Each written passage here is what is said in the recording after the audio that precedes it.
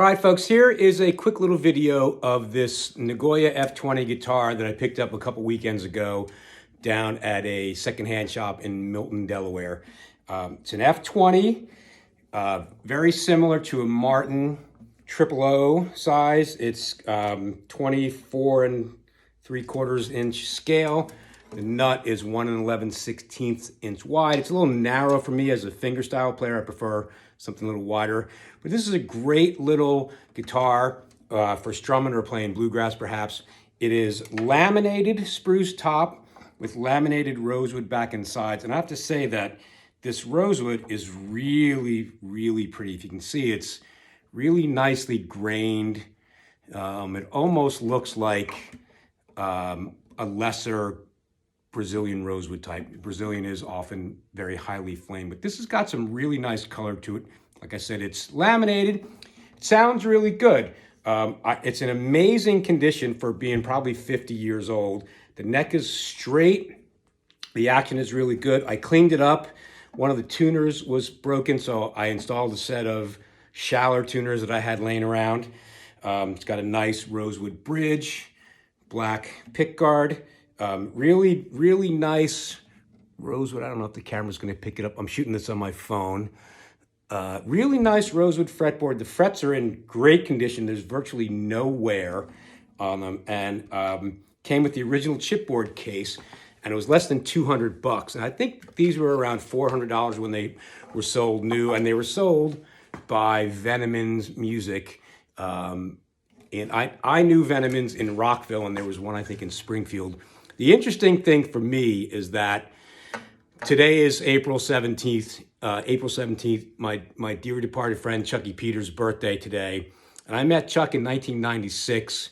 We were both working for a sound company in Rockville, Maryland. And I ended up leaving to go on tour with him. And what little I know about repairing guitars, I learned from Chuck. And Chuck learned to fix guitars in the 1970s at Venemans. I'm not sure who taught him. He often would refer to Old Man Veneman, but I don't remember who he learned from. Other than that, around that time, he met this guy that was building guitars in his basement. His name was Paul Smith. And he eventually went to work for Paul. I don't know, I think maybe they went to high school together in Alexandria, Virginia. I'm not sure, but Chuck ended up working at his shop, the first one in Annapolis. And Chuck was with him when he went to the infamous NAMM show, I believe it was 1985, with 3 guitars and took 300 orders for new guitars. So that was kind of a game changer.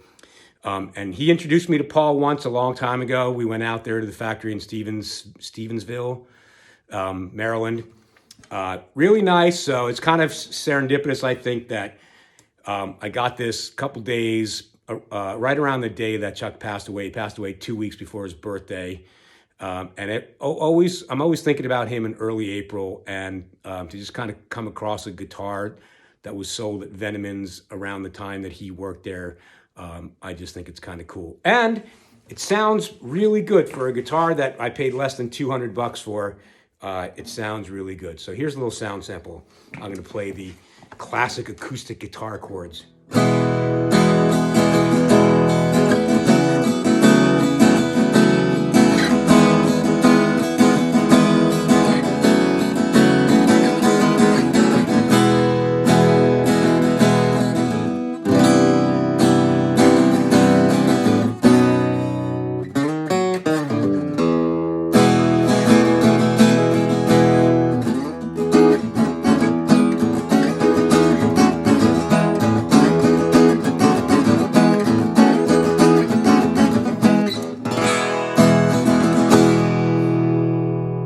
There you go. Sounds really good. 1970s Nagoya F-20 acoustic guitar, picked up at a secondhand shop, revitalized, brought back to life.